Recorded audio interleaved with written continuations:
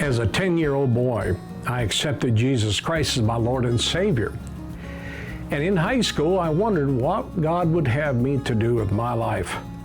I remember going down the aisle and surrendering to go anywhere in the world, but one condition was attached to my surrender. I told the Lord I really didn't want to go to Africa. I was afraid or paranoid of going there for some reason.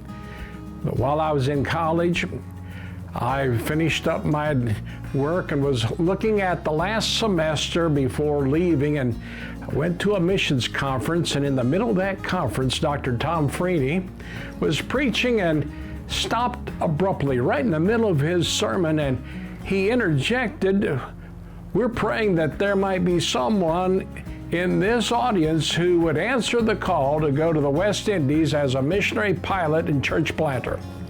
Immediately the voice of the Lord, or the finger of the Lord, touched my heart, and I knew that God wanted me to surrender and answer that call. After the evening service, I was heading home where my wife was. She hadn't been feeling too good that evening, so I left her at home.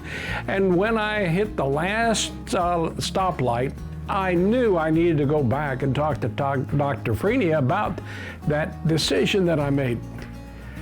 I met him, and I shared with him how that God had spoken to my heart that night. And I remember he looked at me and said, "Young man, if you don't get over it in 30 days, come and see me." I was a little let down and forlorn over the fact that he wasn't as excited about my call as I was.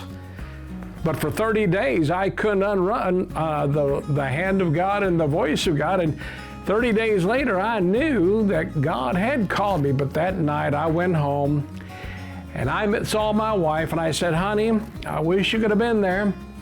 God called me to be a missionary pilot, church planter in the West Indies." She looked at me, and having a degree in mathematics, immediately she questioned, said, "How in the world are you going to pay for an airplane?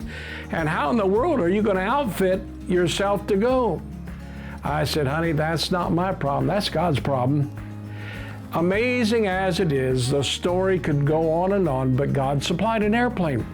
He directed us to the West Indies, where we have served Him for now over 42 years. What a thrill it is to see folks come to know Christ as their Savior, see churches planted where more believers are being trained, and to be able to serve the Lord as a Caribbean director of Baptist International Missions.